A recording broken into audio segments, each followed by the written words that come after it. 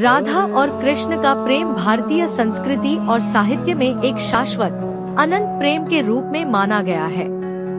राधा का नाम भगवान कृष्ण के साथ ऐसे जुड़ा है जैसे प्रेम और भक्ति का संगम। राधा और कृष्ण की कहानी में राधा की मृत्यु का विवरण अत्यंत मार्मिक और भावनात्मक रूप में प्रस्तुत किया जाता है। हालांकि शास्त्रों में इसके बारे में सीधे तौर पर बहुत अधिक वर्णन नहीं मिलता है, लेकिन विभिन्न पुराणों, लोक कथाओं और साहित्यिक काव्य में इसे रहस्यमय रूप में प्रस्तुत किया गया है। राधा का जीवन और उनके अंतिम क्षण।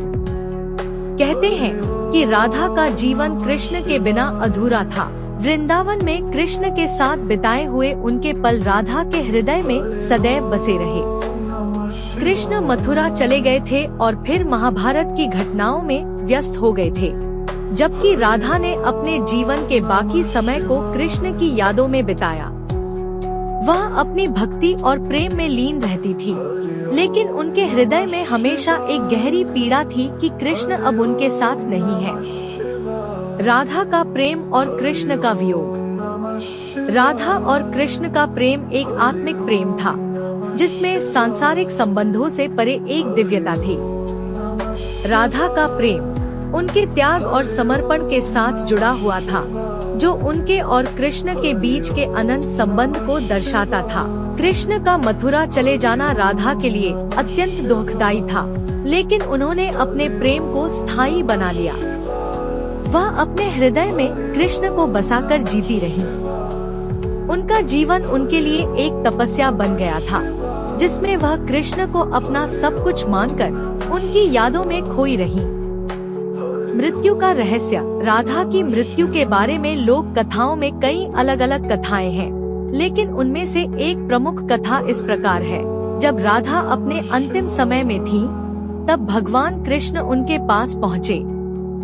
कृष्ण ने राधा को अंतिम बार देखने के लिए उनसे मिलने का निश्चय किया। वे जानते थे कि राधा की आत्मा उन्हें देखना चाहती है, और उन्होंने यह सुनिश्चित किया कि राधा की अंतिम इच्छा पूरी हो।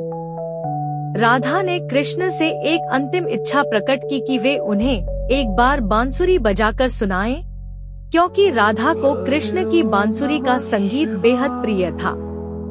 कृष्ण ने राधा के लिए बांसुरी बजाई और राधा ने अपनी आंखें बंद कर ली। कहते हैं कि बांसुरी की उस मधुर धुन में राधा ने अपनी अंतिम सांसें ली और कृष्ण के सम्मुख प्राण त्याग दिए। इस क्षण को कृष्ण ने अपनी भक्ति और प्रेम की पूर्णता के रूप में स्वीकार किया।